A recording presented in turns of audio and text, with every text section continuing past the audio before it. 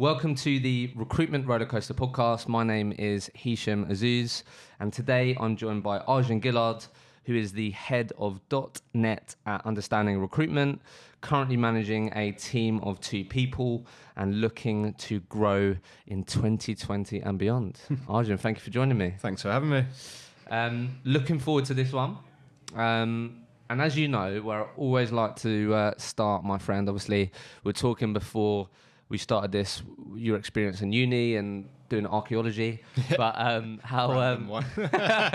how did Arjun end up into the wonderful world of recruitment, my friend? How did that happen? So it was basically, I didn't know what I wanted to do. Yeah. Standard recruitment thing. Yeah. I thought I was going to manage a bar after uni because I was doing that whilst at uni. Yeah. And my dad I had a phone call with him. I was like, I'm going to stay in York for a bit, manage a bar, see what happens. And got told to fuck off and get a job, basically. Really? Yeah. So he said, that's all well and good, but get a career. You were in a stupid amount of debt. Really? Get out of it. So I was like, all right, made sense. So I just put high-paid office jobs into Google. And, Really? and literally recruitment kept coming up. Really? Yeah. So I was like, That's mad. I was like, what the hell is recruitment? Like, never known about it. No one talks to you about that at school or uni or anything. So did a bit of research into it.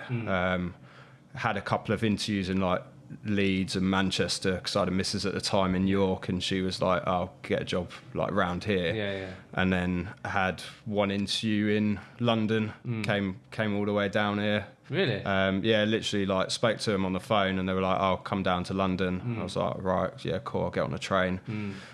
Stayed with my mum and dad, and then had the interview, got grilled for an hour and a half. Really? Then told to go away and have a coffee, and then got offered the job like then and there, but told you need to accept like straight away, basically. Really? Close? Yeah, it was literally like on the spot? You it was literally like, we want you to join, but like it's like you got to accept it, otherwise the offer's not there. Yeah, that's what it is, basically. Well, that's how it felt. Like I had a couple of offers in Manchester. Did you tell them that like obviously you got a few things going on? I said, look, I've got a couple of offers in Manchester, but to be fair, like I was pretty sold on it. Really? And I was bought into what they said, so I thought, I'll take it. Hadn't told my girlfriend at that time what was going on. I just said, I've got an interview in London. Yeah. We all went out for drinks. And like I got a little bit drunk, and she called me about 9 o'clock at night saying, where are you? I was just like, I'm out with my new bosses. And she was like, what? So like, she was not London. Really? She didn't join? Nah, she was still at uni. Really? I tried to make the long distance thing work for, I think it probably worked for about 4 months, and then that was about it. Especially in that London recruitment life, mate. Going out and drinking Thursday and Friday, and then having to drive to York like on a Friday night if I didn't go out and that, and it's painful. Okay, very quickly then, before we sort of unpack your recruitment career, how did they sell recruitment? Out of curiosity, what was the recruitment pitch? Cool, it's thinking back a long time now, but it was pretty much the standard, like 4 holidays a year, like you'll earn 40k your first year, like 80 your second, 100 your third, and that you get a Rolex and all that sort of thing. Which me at like I was 22 because I did 4 years at uni, so I was just like I want as much cash as possible. I like the sound of that, so I was pretty interested in it. Do you regret going to uni? Yeah, part of me does. Really? Yeah, because like part of me does and part of me doesn't. Yeah. Because I was like 35 grand in debt or something, but I had a good time. Like I met loads of decent mates. Some of like still my best mates now. Yeah. And like I just went out and like worked in bars, got drunk and that. But I basically saw uni as my part-time job, and working in a bar was my full-time job. Really? So I was doing like 40, 50, 60-hour weeks working in bars. And then I'm just interested. I never went to uni, mate, but as we were just saying before, like a lot of people, it's a challenge, right? Parents want them to go to uni. They feel like, a lot of people feel like they have to go to uni now. Obviously it's massively changing, right? But that was a bit like me, to be fair. Like my mum basically was like, you've got to go to uni. So I had no idea what I wanted to do. I think I applied to one role, which was criminology, and then I was like, yeah, nah. I ended up staying at college for another year. Yeah. Do you remember EMA? Yeah. So you got 30 quid a week. Yeah. That was it, obviously, if your parents earned X, and I stayed for a third year at college because it was the last year of EMA. Right. So it was like 30 quid a week. What can I do? Buzzing with that. Yeah, absolutely buzzing, mate. And me and my mates did a plumbing course. Oh, interesting. I know, mate. One of my best. One of my best mates is a plumber now, and that's his business. Yeah. But oh, mate, that I would absolutely crumble, mate. Yeah. But yeah, so I totally get that. It's hard, right? Knowing what you want to do and all that. I guess. Do you feel like now recruitment is your career? Yeah, 100%. Yeah. I don't think there's anything that I'd want to do other than this, because it is multifaceted. Yeah, it's awesome. It's marketing, it's sales, loads of things. Yeah, it's just everything rolled into one. So I think, I love the fact you said that, mate. I think big part of the podcast is trying to make a dent on that, actually making recruitment a career choice. Yeah, 100%. Because it is a good career choice, right? Yeah. Do you know what I mean? Okay, cool. So let's unpack it for everyone listening then. So joined that business and you worked there for 7 or 8 years? 7.5 years. 7.5 years. Yeah. So never worked in recruitment before. First job in recruitment, stayed there for nearly a decade. Yeah. It's a long time. It is, yeah. Don't see that often on CVs now in terms of working for a recruitment company for that long. And then obviously joined the company you work for now. Was it June or July last year? July last year, okay, cool. So let's definitely unpack the sort of 7 or so years. So what was the typical route then? So you joined as a trainee, I'm assuming, consultant, rookie, whatever, and then climbed the typical ranks of, principal. Yeah. So I started as a trainee, struggled as everyone does. Yeah. Took me 3 months to do my first deal. Yeah. Then was promoted to consultant, I think about 5 months in. Then senior consultant 14 months in when I started to build a team. Straight away from that, which was intense because didn't really know what the hell I was still doing, to be fair. Then principal team leader, head of division. And then So then when you left, you was head of the division? Yeah. So I was head of engineering and construction, and then moved into SAP recruitment for about 5 months as well. And then that's when I decided, time for a change. Just to help me out, and I'm sort of uncover that. So when you got to the head of part, how many people were you managing? 10. 10, yeah. Yeah. So was it just your management sort of responsibility just increased basically and sort of evolved? Yeah. Is that what typically happened? Pretty much. So when I got to 10 people, I was off the phone. Really? And then, so then I was just a manager, like growing the team, influencing, doing some BD and that sort of thing. But up until that point, I was always a billing manager, which to begin with I struggled with because I couldn't manage my own time, and I was expected to manage someone else. So, first year recruitment. Yeah. Always like to talk about it. How was that for you, mate? So did your first deal in 3 months in? Yeah. So I did my first deal in January 2012. Remember the candidate's name? Yeah. What was it? Irfan. Irfan. Shout out Irfan Erta. You always remember that first deal. Always remember it. That's class. So it took you 3 or so months to do your first deal. And then, so Jan 2012 to December 2012, I did 140k. Really? Yeah. It's not bad, is it? Yeah, it was all right, to be fair. Was it all perm? Yeah, all perm. Yeah, I was always perm. Really? I did a couple of contract deals, but all primarily perm, yeah. So what do you think enabled you to achieve that, do you think? Looking back or thinking back, what do you think are some of the things that contributed to be able to do 140k in your first year? I struggled my first year. Like, literally, it was... I think they pushed me to a point where they thought I was going to quit. Really? Because I was so crap for the first couple of months. What makes you crap? What do you think made you crap? I just couldn't speak to people. Really?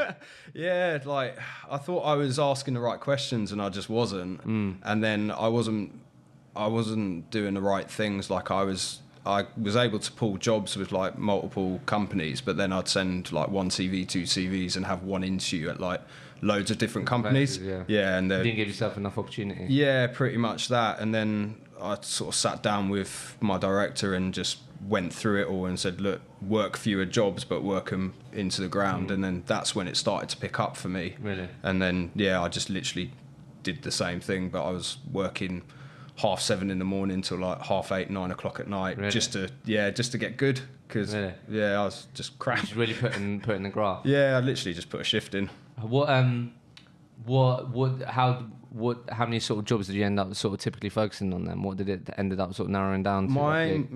My aim was probably about, I'd say I'd solidly work 4 or 5 a month, and then aim to fill 3 or 4. That's interesting. That's pretty much it. Shared a podcast recently with a chap called Tom who says that he sort of always encourages his team to have like 4 opportunities per month, like 4 opportunities to make placement. Yeah, it seems like quite a good barometer. Like, and that's not just one interview in each. It's like solid amount. Yeah, do you know what I mean? Yeah. Then do you still sort of aim for that now? Yeah, quite pretty much. Solid metric to aim for that gives you the best chance of closing off what you want to. Yeah, pretty much. I still aim for 4 or 5 solid jobs a month with like 4 or 5 interviews at first stage, 3 interviews at second stage, and then I'm like, right, I should be doing at least something each month. What do you think, knowing what you know now, what do you think makes a job a solid job? Rules of engagement, we used to call it at my old place. Really? So it's like actually having a hiring manager who's committed to hire. So like just having things in place. So when you're qualifying the job, right, so I'm going to send you 5 CVs by 24 hours or 48 hours, whatever it is. Let's book in a time to speak through the CVs at this time. Like when you're talking about the job, when can you interview, and absolutely nailing down like specific days and interview times. And then like, what happens after the first stage? What, like the second stage? When's that going to be? When have you got booked in for that? Who will the person be meeting? And like just truly understand what the hell's going on. Yeah. And if they're not giving you that commitment, I don't work it. Yeah. Because I'm just like, no, you're not serious about hiring. I'll send 1 or 2 CVs just to see what it is. Yeah. And if they then come back committed, then fine, I'll work it. Really, but other than that, I'm just like, you're definitely not finding all that out at the beginning, are you? No. As soon as you go, I'll give you a job, mate. Yes, let's go, I've got a job on. Running around the office like, I'm doing it. Yeah, do you know what I mean? I still remember when I pulled my first job. Yeah. I was like, cool, I've completed recruitment. Yes, done. Yeah, I know. It's such a great feeling. Yeah. I absolutely love that. And again, it sounds simple, and this may have came up in the past, but like it's the basics that you got to get really right. And if you're getting all those details with 4 or 5 businesses, 4 or 5 hiring managers a month, or the same sort of people per month on jobs that they're hiring for, there's an even better chance that, and you can actually have a real good idea then that, right, okay, so I've got obviously a couple of people at first stage, a couple of people at second stage, and you've got an actual proper timeline then of this is when it could drop, and this is when it could placement, rather than not sure when they're doing the final stages. Do you know what I mean? Yeah, exactly. So is that something you live and die by now then? Yeah, pretty much. Like I look at my calendar every day, and I'm like, I've colour coordinate all my calendar on Outlook, so I know what candidates are interviewing on what dates. I'm like, right, cool, I've got this, and this. Yeah. And if I haven't got, like, if my calendar's not red with the category, I'm like, crap, I need to sell some CVs in, or I need to get some new jobs on. And and then that also ties in, that also helps you understand where you need to be putting your resource and time. Exactly. Yeah, awesome. Exactly that. Okay, mate. Why didn't you quit in that first year then, mate? Because obviously when we were just chatting before we walked in here, working from home today. Yeah. 7:30 till 8:30 PM, mate. Bit of change that. It is. Yeah, a little bit. Like, what?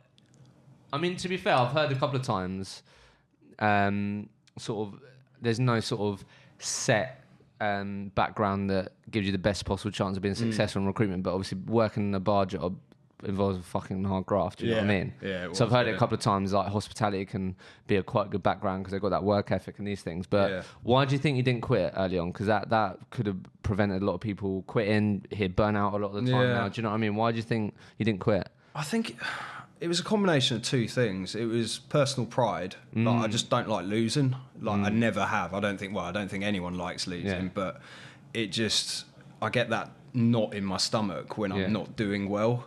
So that was So you've always had that? Yeah, I've always had that. I had a point to prove to like my directors because they thought, I was going to quit. It was it was almost. Why do you think Why do you think they felt like you was going to quit? I think just because I was really struggling. Really? Yeah, I was just really struggling, and I thought they probably thought, he's probably just thinks it's too hard. He's going to jack it in, but. So that was a point to prove, and just like my mum and dad. Really, I was going to say your parents. Yeah, really? It was mainly like having an Indian mum. It was almost like it was always, you've got to get the best education. You've got to get like decent A stars, A's at GCSE, A levels. So that's going to degree. Coming back as a failed recruiter is going to be even worse. Mum, I'm not a doctor, and I'm a failed recruiter. Yeah, exactly. Yeah. Go away. Yeah, pretty much that. When I said I was going into recruitment, she went, "What the fuck is that?" Really? It's like, "Why are you no doctor? Why are you no lawyer?" I was like, "Oh, all right. Be all right, Mum. Don't worry. I'll make a success of myself." No, that's all. No, mate. I love the honesty there. So just real personal drivers there not to fail. Yeah, I love that, mate. So did you feel like you had like a second option, or like that was it, like this was it? Do you know what I mean? Did you feel like, right, if this goes wrong, I'll just end up back in bars, or was that not an option to you? It wasn't really an option for me because I'd moved from York to London, so I'd like left that bar life behind. Like obviously I could have got a job in London, but like I didn't want to. Yeah, I wanted that high-paying office job. Yeah, pretty much that. Yeah, the one I was kept googling and finding out so much about it. Okay, mate. So. Year 2 then, clearly you obviously built up some momentum, confidence. So by that point you was a senior consultant? Yeah, senior consultant year 2, yeah. And so what sort of enabled you to progress then? How was that measured? Was it just done on billings, or was it done on sort of other things? Yeah, it was just billings, but it was, when we first started out, it wasn't deal value, it was number of deals you're doing. So I had to do 7 over 3 months, really, basically. But I mean, my first actual target to hit senior was literally just don't blank in December, really. Like, and I blanked in December. Really? I think I had about 35 interviews, and I was literally pulling my hair out. Really? And then that happened, and they were like, right, this is what your target is. So I pretty much nailed that in like 2 months. Awesome. And then got promoted, and then started hiring a couple of months after that. What? And did you want that? I didn't want it at that time, to be fair. But that was the structure that they had. Yeah, because it was like I was the first hire with 2 other people, so they wanted to grow, and like they had been growing. Out of business? Yeah. Really? Yeah, I was the first hire with 2 others. So there's 4 of you when you started? Yeah. There was 3 directors, 3 other people, like a couple of other people in the business. Oh, sorry, obviously talking about X4 here, right? Yeah, and they're a big business, right? Yeah, they're about 150 now with multiple offices. Oh, what? And it was literally 4 of you in a room? Yeah, literally that. Like it was. I think that's why I struggled so much, because it was an office environment, and that was just small. Yeah. And like when no one was on the phone, you knew no one was on the phone. When you were the only one on the phone, like you could hear, everyone was listening, and like I could just tell when I fucked up a call. I was like, right, I'm off to the boardroom with like my director to go through that call, and the walls were thin, and everyone could hear. Really? Like, what? That's tough, man. Yeah, that was a toughness, but I thrived off that. Like I really you had nowhere to hide. Yeah, exactly. So it's just literally like just get on with it, crack on, and just do better, basically. Yeah. Definitely toughed you up there. Yeah, that's it. Yeah, because obviously I just had a perception of what they are now, so I didn't realise that. So that makes sense. Then. So they obviously wanted to scale. Yeah, exactly. Arjun was obviously one of our early hires. We've toughened him up. He's gone through a lot of stuff that he's had to get through. So makes sense that you can now manage. Yeah. Loosely manage. To be fair, I did well with my first hire. Like I got him hitting his lunch club, like his first billing month. Like he joined, and then his next month got him doing 3 deals. Really? Like he got off to a good start, because he basically had my market in the North and Midlands, and I'd already established like clients there. Leverage your relationship. Yeah, so I just basically said, work this role, I'll send that candidate. Yeah. Like, and helped did him out. it. Yeah. Which so is good. Just to frame it up then, year 2, managed that whole time then as a senior consultant, and how many people, was it just the one person? Or? Yeah, it was one to begin with. I think I hired someone else towards the end of the year as well, but we always had quite a good retention rate, but I just had a couple of people that like left for... Just didn't work out. Yeah, one like parents didn't want him to be in London anymore, so he moved away, and then the other one wasn't that good. and then then started to grow. And what did the team get to then? By the time I left, I had 20 people underneath me. Yeah.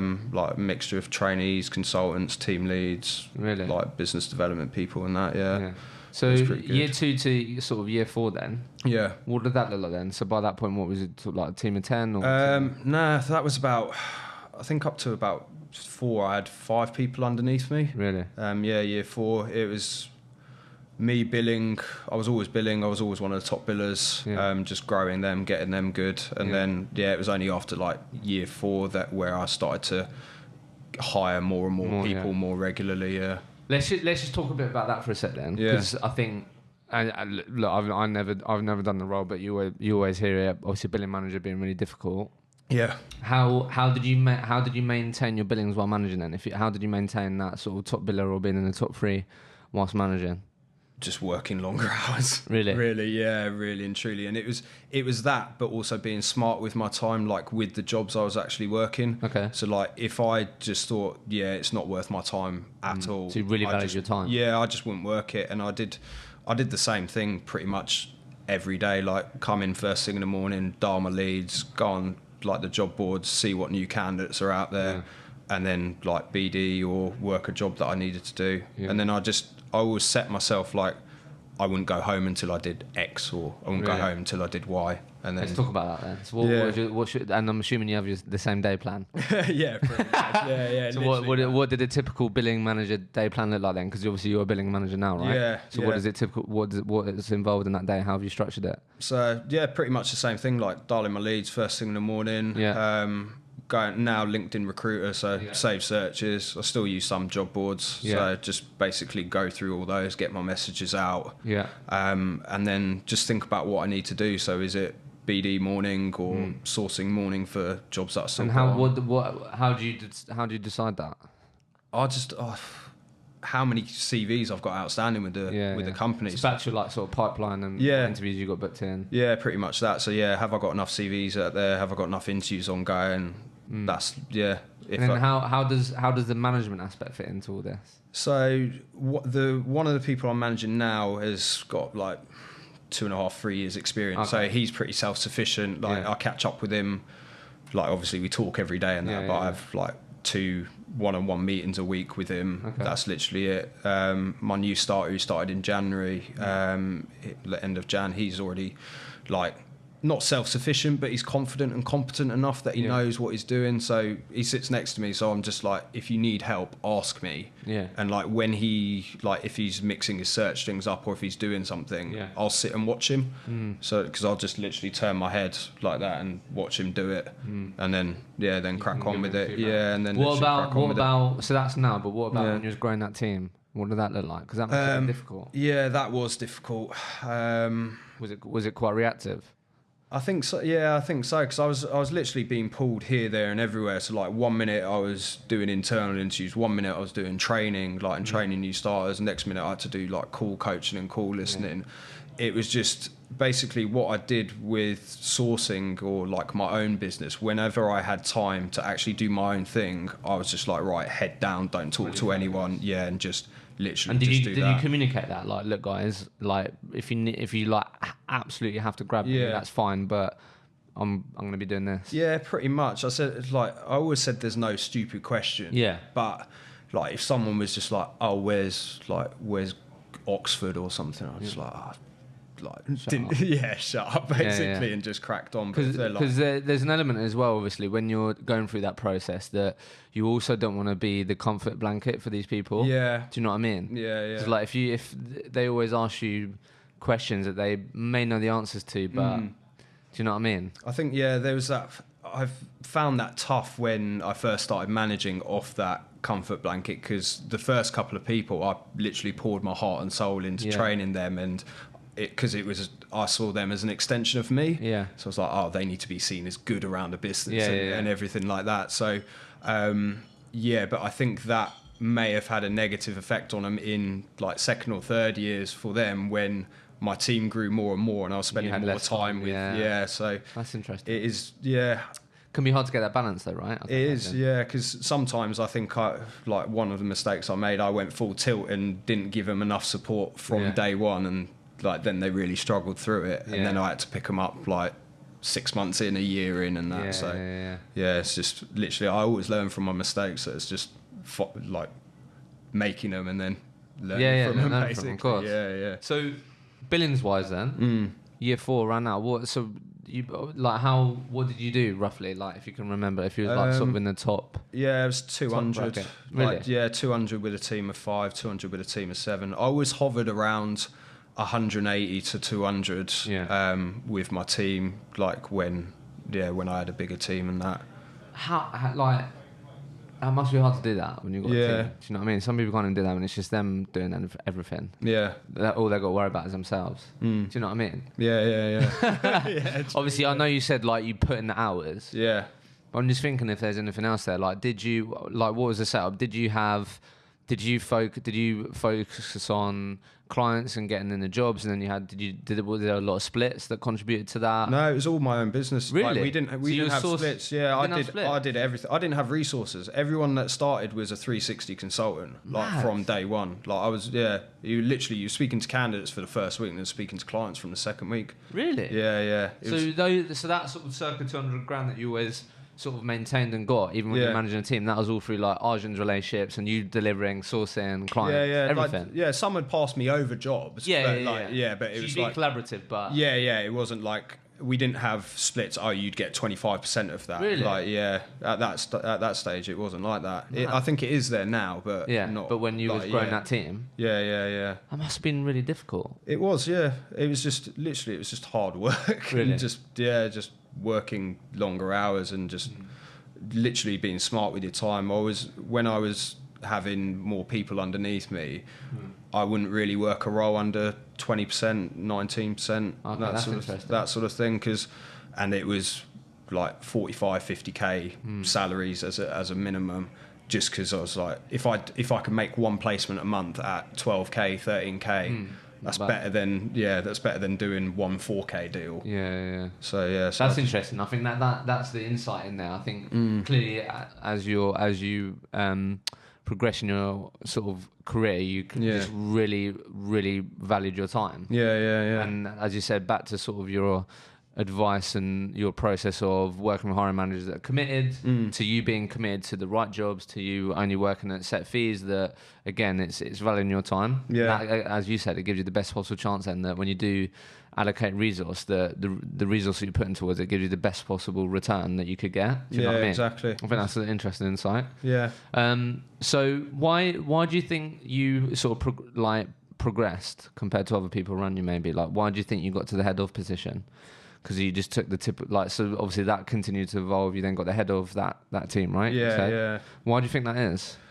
I think it was just because I was always willing to do things. Really? I was always there putting the work in. The work ethic. Yeah, just the work ethic. Like at the AGMs, the first 2 years they introduced a Leader of the Year award. Like I won that the first year and then won it the next year. Really? And that, just because of like the work I was doing, and I was just always on hand to help people and just do whatever I could. Where did that come from, mate? Where's that? How? Cultivate that. Where's that come from? I don't actually know, because I'm not an empathetic person. Really? To be fair, I always say to my friends and family, I'm like, I hate people, and they're like, why are you in recruitment? Because all you do is talk to people. I'm like, I don't really know. I think because I hired those people and I saw them as an extension of myself. I was like, I want to get you good. I want to get you doing well. So I think it was back just to the that. pride. Yeah. Just hold yourself in high esteem and hold others around you in the same category, really. Do you think if you were to sort of go back and start that whole process again, do you think you'd do anything differently? Yeah, I've realised now that there's different ways to manage different people. Like when I first started managing, I was basically managing how my director managed me, which was kind of like with an iron fist. Really? Yeah, and don't get out of line, do this, do that. Yeah. And it's my way type thing. Yeah. And I think towards the end of my career there, I was thinking, right, there's different ways to manage people. Some people need like an arm around them, other people need a stick. And you just had to work that out yourself. Yeah, pretty much. Hard, isn't it? That. Yeah, it is. It is almost like it's a light bulb moment, like when you finally figure that out. Sounds simple, doesn't it? But when you're like, especially as you said, like you was in that business early, got managed by the directors, so everything is going to back up. And like obviously you've done well there, so it's like everything sort of backs up that, well, if I manage them like I got managed, well, there's a good chance that they're going to be well. They'll do well. Do you know what I mean? Yeah. So did you just literally just learn that through trial and like just through like, well, actually this isn't working? Yeah, I just used to trial a couple of things and just see how it did work or didn't work. I was like, I probably won't do that again. Or, really? Yeah, and then just kept going.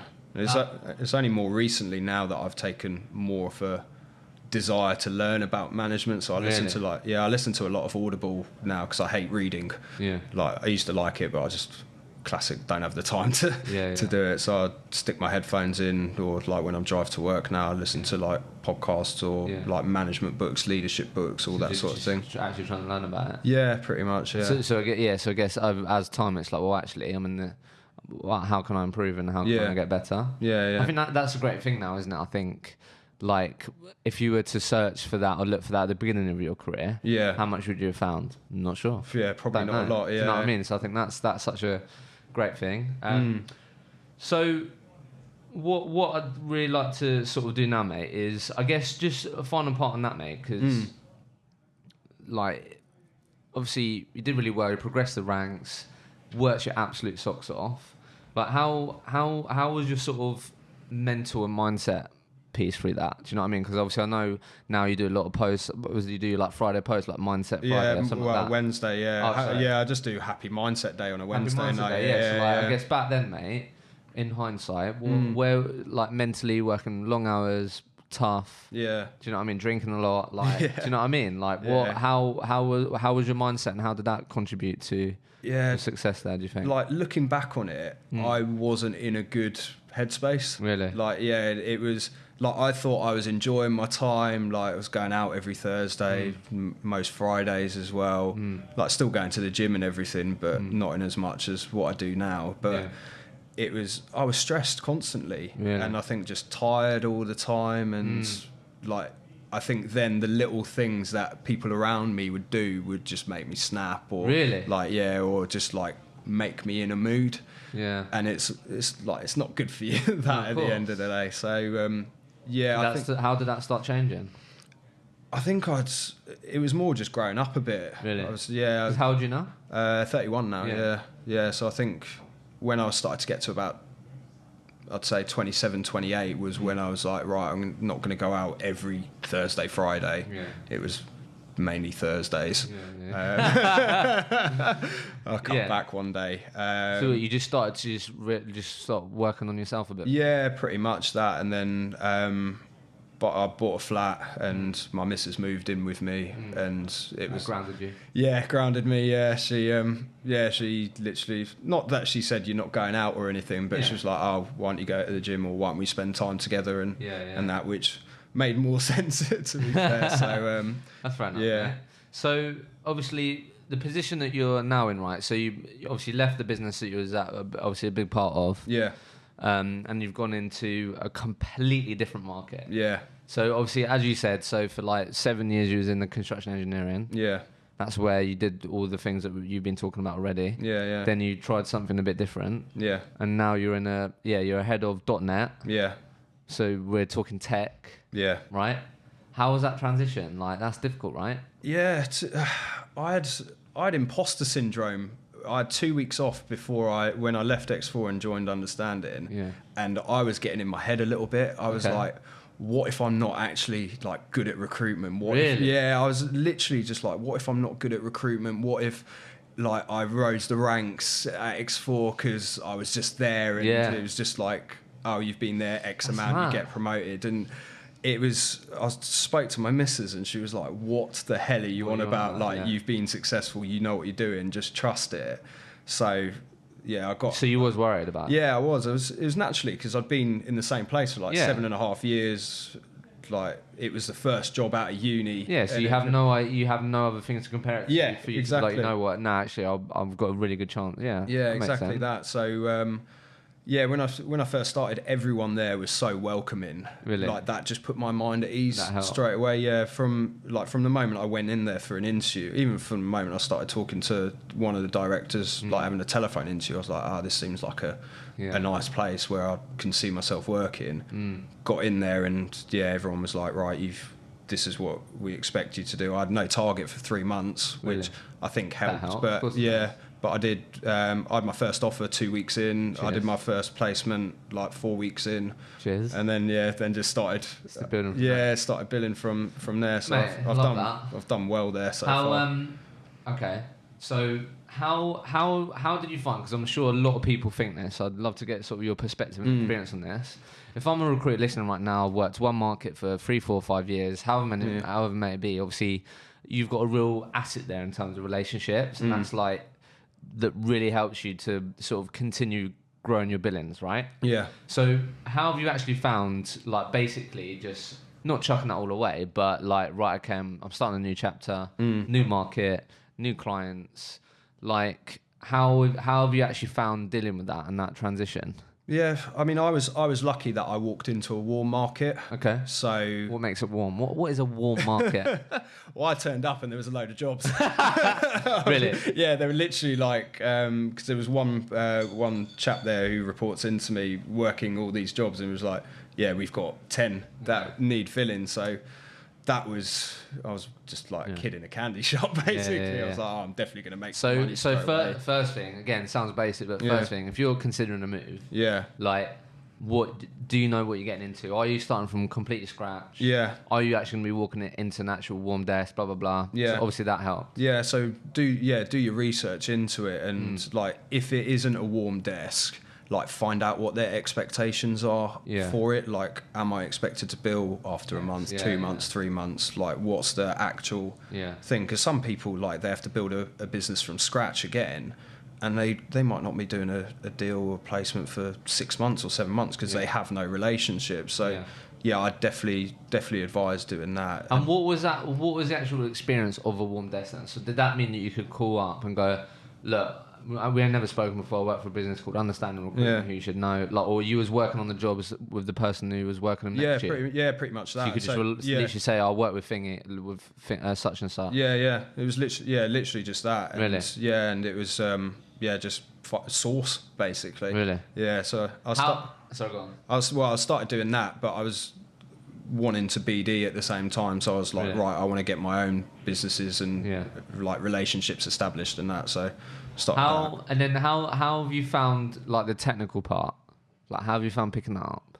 Yeah, I did some research into it. Yeah. Like, when they said, "Oh, you're going to be head of .NET," I had 2 weeks off, as I said, so I was Googling, like, what is C#, what is .NET. Yeah. I put .NET developer into the job boards just to look at other people's adverts. Smart. And just was like, oh, right, so this and this, like C#, ASP.NET, etc., and then Google what that would be. Okay. And then go on LinkedIn and see if I could find developers with that skill set. Just do it before. Yeah, so sort them before you started. Yeah, pretty much. Mate, just doing some searching myself. That's awesome. And seeing how it would work. And then the way I learnt about the tech was asking candidates. Like, just literally, like, I'm new to tech recruitment. I've got 8 years recruitment experience. Like, I know what I'm doing, but I don't know what this particular market is. And I just asked the candidates, what is this? And how was that received? By the majority of them, it was, like, received quite well, because I was just open and honest with them. Yeah, because I said, look, this is a company we're working with. This is what the role is. Like, talk to me about your experience with that. And if they were like, oh yeah, I've done that for years, I'm like, okay, cool. What does that actually mean? Because I don't know what it means. Yeah. And some of them were just like, go away. But others, like, go away, put me forward for the role. Others were just like, the majority of them were just happy to chat. Yeah, and then you just got better at picking up the nuances and understanding. Yeah, because I'd always, like, I started doing mechanical design recruitment. Then my team grew into electrical, quality, like, production process. Oh, was this at X4? Yeah, this was at X4. So I kind of had to learn about different things. So I think I've just naturally evolved into having that, right, figure out what it is. Yeah. No, it's been spoken about before. So like, don't be afraid to ask stupid questions. Yeah. And be, as you said, I think that's definitely the way that you should play it, right? Just be honest and transparent. Like, look, this is my experience. This is where I'm at. Yeah. I'd love to find out a bit more about what you've been up to in your experience. Yeah, hopefully 7, 8 times out of 10, they say, yeah, you know what, this is what's going on, Arjun, blah, blah, blah. And then on the next call, great, you've got a couple more words and nuances that you understand now that you can then use to your advantage the next one. Yeah, exactly that. Okay, mate. So been there from, when did you say? July. July last year, yeah? Yeah. Because you've been doing the right billings, haven't you? Yeah, a little bit. What have you done so far? Well, December I did 60, which was solid. I think I'm at about 120 in 6 months. 60, is that your biggest month? Yeah, that's my biggest month in my career, to be fair. Yeah, so like, why do you think that is? What? Like, why do you think nearly 10 years into your career, and 60k, brand new market, brand new job, brand new agency? Yeah. Do you know what I mean? I think it was more like because I started managing from an early stage in my career. Yeah. And then I was getting more and more off the phones, like as the years were going through. Yeah. But yeah, I don't know. Like I had at my last place, I had 35k months, 40k months, but never quite like 60. Yeah. Especially in December, I was like, this is sick. And why? Why do you think that is? I don't know. I think it was just literally that was all the stars were aligned with everything. Yeah. Like every company I was getting interviews with, like one of them got the job, they all took it and everything like that. Happens, isn't it? All of it just exactly. Like there's only been, since I've been there, there's only been 1 month that I've blanked. Really? Yeah, and then like I think I did 2 deals, the first and second of the next month anyway. So it's just like, it was cyclical. So, business development. What's been your sort of relationship with that, and how have you always done with that? So clearly, you're someone that, wanted to get your own jobs and stuff like that. Yeah. So like, how's that been, and what have been your sort of learnings or challenges with that? It's different now to what I was doing with engineering. Like tech's definitely very different, because engineering, it was just 100% phone based. It was just literally add as many businesses and managers to the database and call them. Call them. That's how I used to pick jobs up. Really? But now it's like, and then I was more focused on relationship building. Now I still obviously am phone based, but the majority of them don't answer the phone. So it's like, so it's literally like I'll try and connect them on LinkedIn, or I'll send them an email, or I'll send them an email, but then I always follow it up with a phone call. And I think that's what people need to be doing to be successful in BD, is making sure that you're getting on the phone with them. Yeah, different touch points, and then try and drive phone conversations. Yeah, and then meetings, and then just cement it from there. So before you left X4, was that still very much the approach to win clients? Just get on the phone and out? Yeah, pretty much. Phone, really? Phone-based stuff. They didn't have a recruiter license at that point. They might do now, I don't know. Mine was just LinkedIn Premium account. Mad. Yeah, which was like when I first got to understand it, like, oh, you got a recruiter license. I was like, cool. What the hell do I do with it? That's mad. Like, I didn't know about safe search or anything like that. Yeah, that's mad. Yeah. So how have you adapted to that then? Because you've never done that before. Yeah. Because you're someone that's obviously, from what I can see online, trying to embrace doing different things and all that. So quickly realised that, well, actually, just smashing the switchboard and stuff isn't getting me a lot of success here. Yeah. Like how have you found that, like approaching it differently? I just try different things and just see if it works, it works. If it doesn't, it doesn't. But I'm not someone who's like, oh, I'll try it once, and then if it doesn't work, I'll never do it again, because like it might take 5 or 6, 10, 100 attempts doing the same thing with different people to see how you get on with it. So what have been some of the most effective ways so far then for you? LinkedIn Insights. LinkedIn Insights? Yeah. What is that? So if you've got like, I'm giving all the secrets away. Hey, come on, mate. We're all about sharing here, mate. So on is that your LinkedIn license? Yeah, so on premium, I think it's on some premium accounts, or like the recruiter accounts, you can view like their business and how, like, where their degrees come from, or like where their staff come from. I think you got to pay more for that. Yeah, I think so. So you can do, like, we do stuff like that. So that's a tool that's been pretty effective. Yeah, so that's been quite effective. Yeah, that has been effective. So you'd be able to look at a company and go, so there's a lot of people with this certain degree or these types of unities. If I can find, so that helps you then understand what the type of people you should be looking for. And when I speak to them over the phone or on an email, I will literally say, I've looked at this through LinkedIn and I see you take on people from this uni or this uni. Yeah. Like, why is that? And just asking an inquisitive added context. Yeah, that helps. Yeah, it's not just like, I specialise in .NET development. Yeah. Can I have a job? I like that. Because the thing is, in today's world, as you know, recruiting in tech, like, you can have all the best tech, but if you don't utilise it or actually use it. Yeah. So, like, I don't know how many people listening right now have LinkedIn Insights, but I think you definitely got to be paying some cash for those things. But that's interesting. So you've been using that, so that's helped. Yeah, that's helped. And just... more presence on LinkedIn's helped. Posting a weekly mindset things really helped for me because I have people connecting to me like, I really like, that's an awesome post. Like some still don't comment on it, but they'll connect to me and just like, oh yeah, that really resonated with me. I'm like, oh, all right, thank you very much. Awesome. But how has that actually helped you? What, in terms of just billings? How has it helped you as a recruiter? I think it gets your profile out there more, and it just shows that you're not the same recruiter. Like, if you put .NET into LinkedIn, there'll be like so many like blanket things or just like carbon copies of specialise in .NET, .NET. There's so many tech recruiters. Yeah, exactly. And just like constantly posting, I've got this job or I've got that job. It just... Like, one of my best mates is a developer, and he was like, I fucking hate that. Really? He's like, the amount of people I've disconnected from just because it's like new job. He's like, I'm not about that. Yeah. So it's like just mixing up what you're posting really helps. And that's what enabled you to build relationships with people or stand out, basically. Yeah, exactly that. But then you've got on the phone with these people, right? Yeah, 100%. Like, as soon as someone likes my post, I connect to them and say, thanks for liking my post.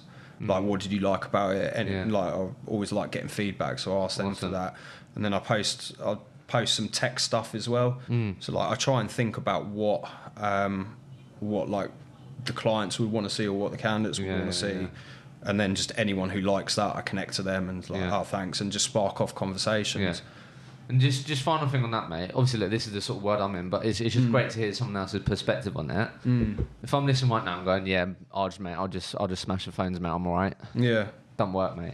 Do you know what I mean? Like, just like how is it actually the practicalities? So has it enabled you to be more effective on BD? Has it? I don't know. Do you know what I mean? What has it actually really helped you with on like the day to day in your recruitment job?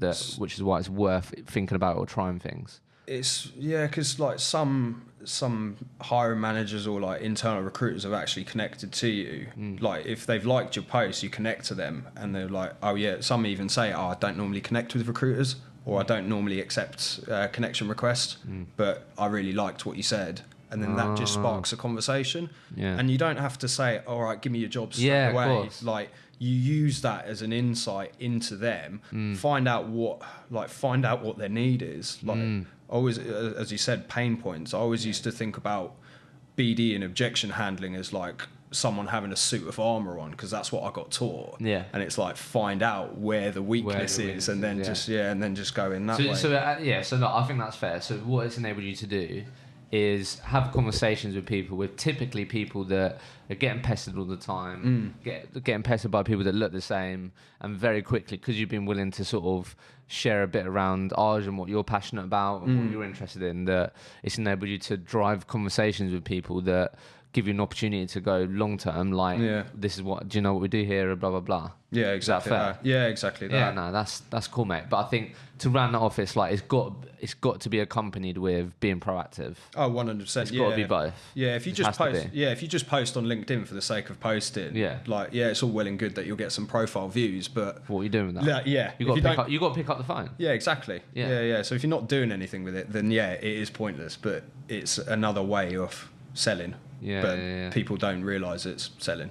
How so now, sort of through all your experiences now, how have you like really approached management and grown your team now? Any sort of key things there that you sort of is really important to you? Because you said earlier, obviously, understood that I just can't manage everyone the same way. But yeah, what's like really important to you now as a manager? You're clearly learning about it. Any sort of insights there? I think, yeah, more patience. Like that has to be it. And just, I think every time I hired people in the past, I just expected them to be good from day one. And it then took me like, no, you got to remember you were shit once.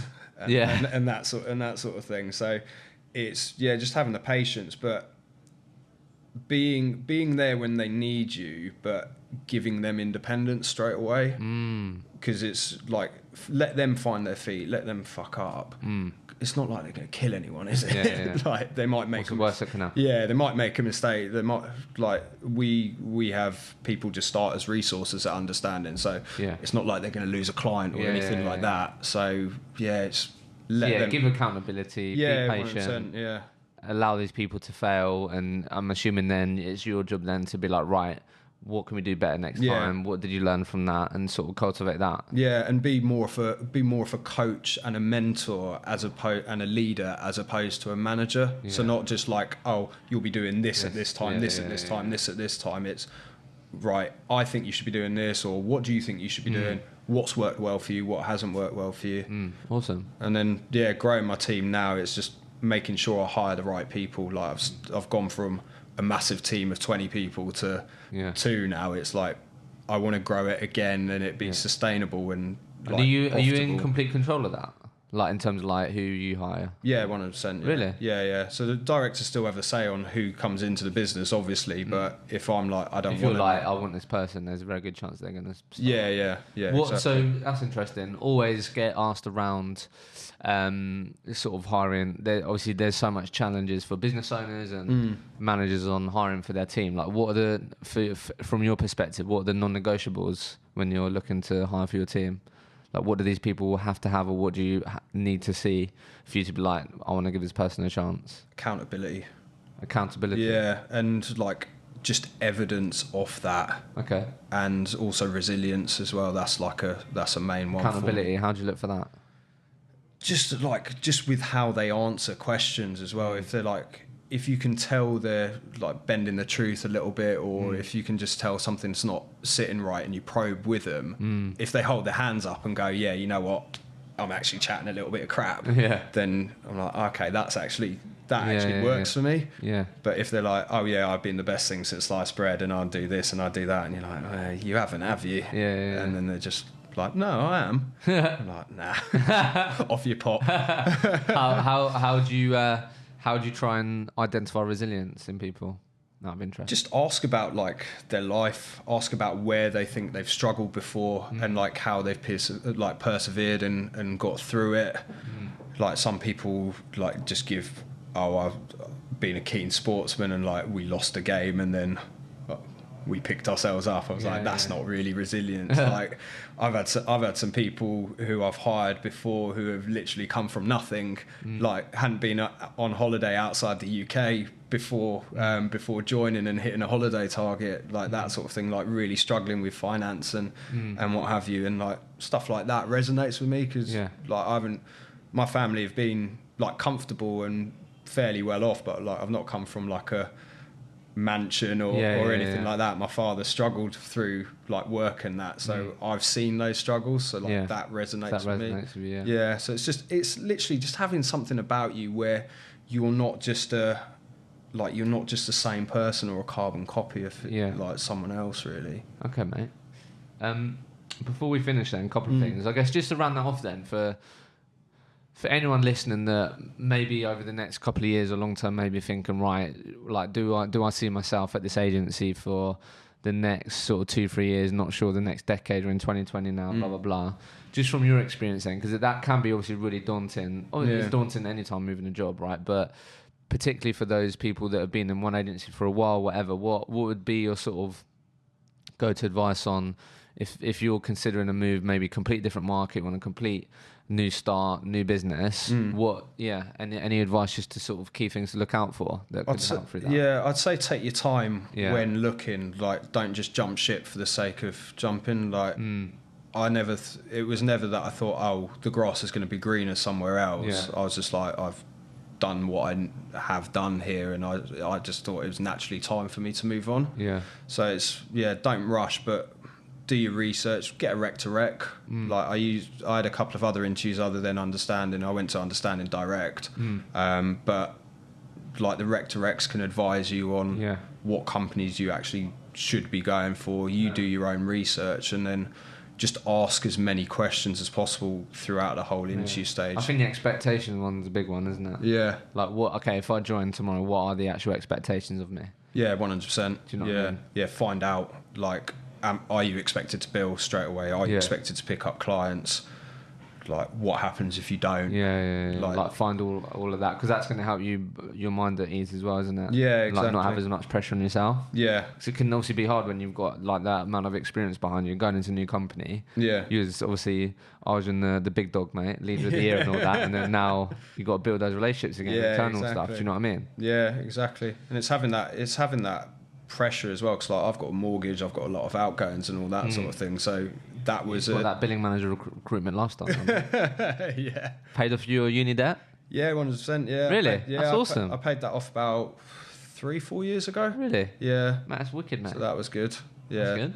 It was a nice touch when I knew it was the final one, because I was like, that must be a good feeling. Yeah, it was counting down because it just keeps eating away at your like monthly wage, doesn't it? Yeah, how they do it? Yeah, exactly. So it's like basically like another tax. Yeah. So I used to see tax, NI, and then student loan. Yeah. And there were some months where they're taking like 1,500, 1,700 quid out of my like pay. Yeah, that must be so painful. Yeah, I was like, imagine when this is finally paid off. I've got all that cash.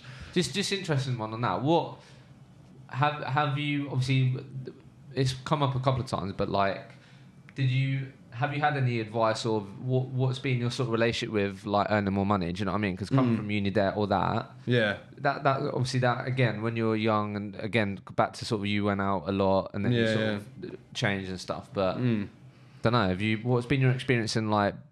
Don't know. Have you planned? Obviously, you told me obviously before we started that you're in the process of buying the home, which is awesome. So like, what's been your relationship? Have you sort of grown up with like your finances as well?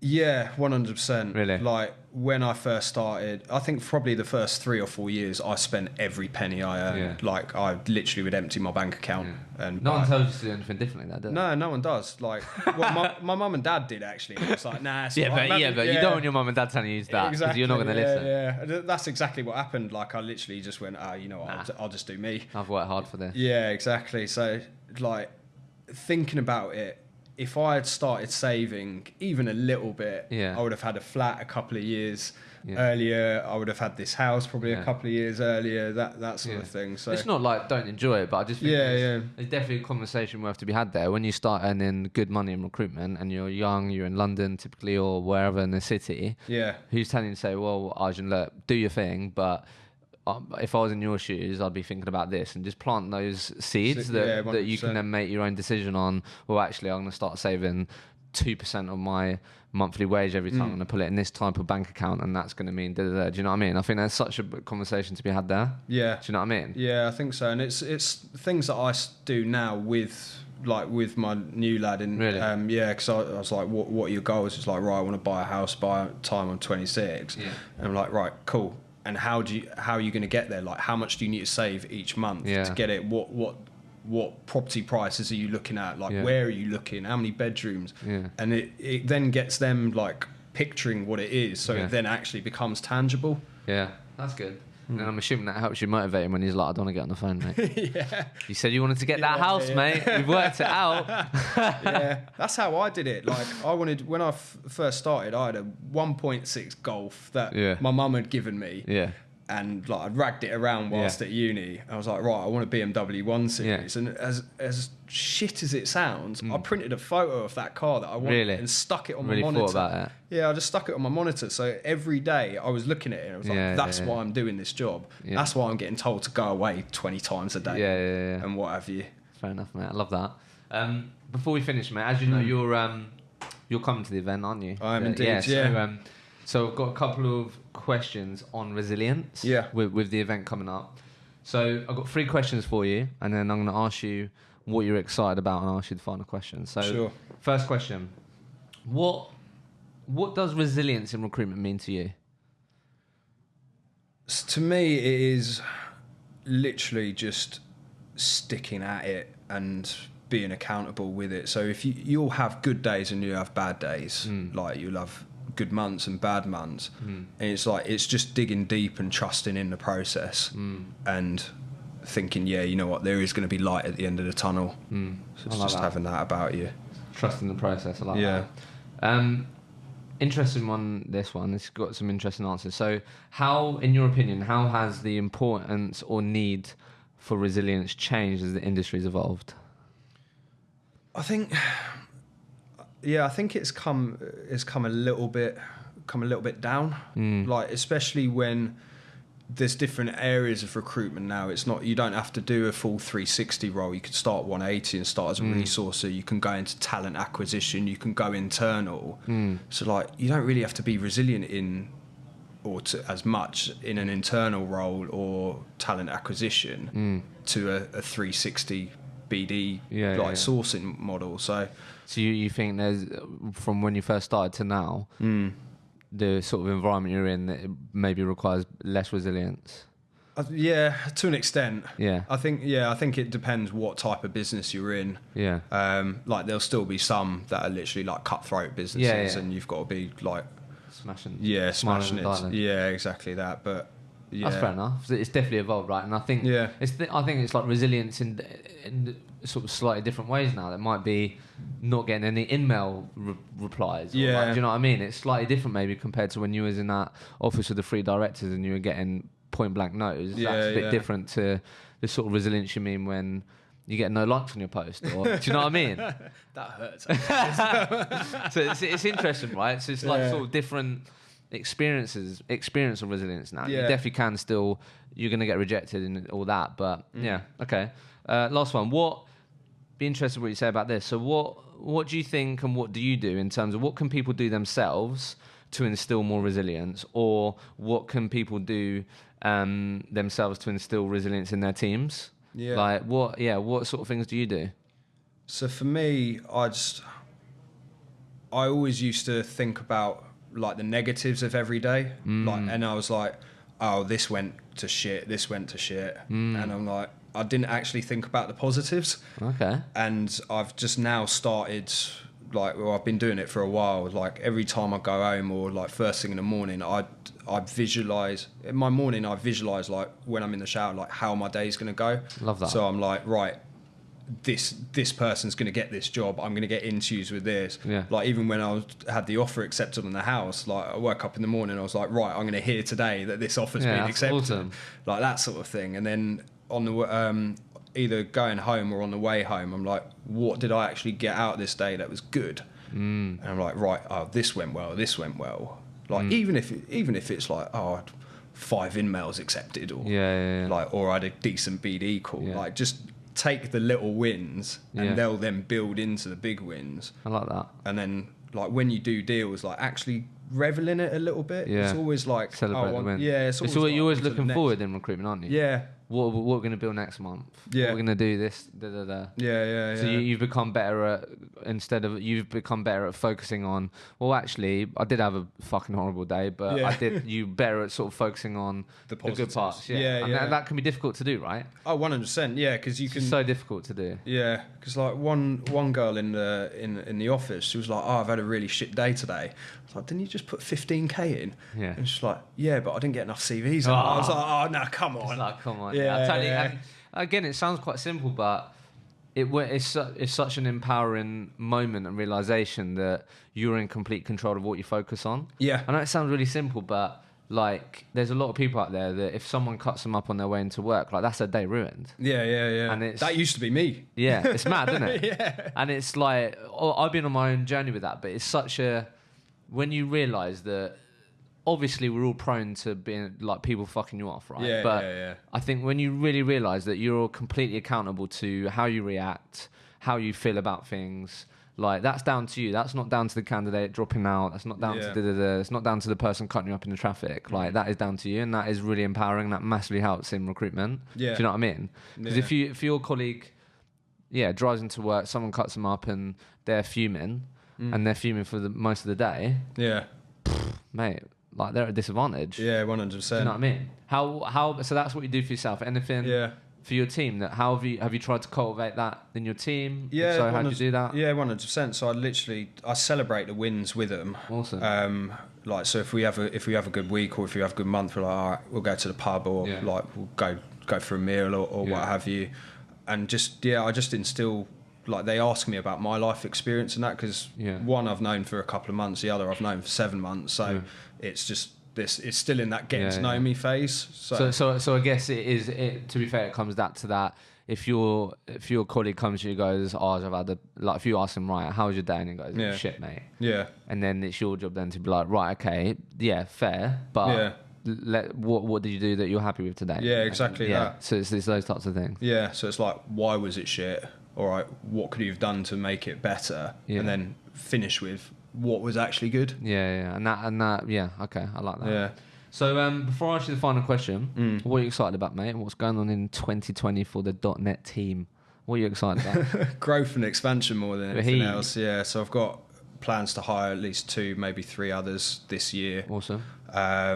And just, I want it to, because I'm now back to billing and managing, I just want to have like a monster year. So like I want monster year. Yeah. So I'm like, taste that 60k month, mate. Yeah, exactly. More. Yeah, 60k month, 20 last month, already on 10 for this month. So awesome, it's mate. Like I'm aiming for 360, 400 this year. Really? Yeah. Ooh. I'll set myself a big love target. That. Yeah. I'm gonna have to get you back on the podcast, mate. See how it's done. Because what's been your biggest year to date? Biggest year to date was like 205. Really? So like you want a monster year? Yeah, near enough double it. Love that. So that's the plan. Awesome, mate. And then just grow and just sustainable growth and make sure everyone like knows what they're doing. Yeah. They know why they're here. They know what they're doing it for, and that, and just helping drive the business forward. Awesome. Last question. If Arjun could communicate to every single recruiter out there, they'd listen, they'd take on your advice, could be a phrase, a sentence, a word, what do you want to tell these people if they're going to listen to Trust the process. Trust the process. Trust the process. Literally, like, figure out what you need to do, what needs to make you successful in recruitment, and just do it over and over again. Trust the process. Yeah. Arjun, it's been a pleasure, mate. Nice one. Thank you. Cheers.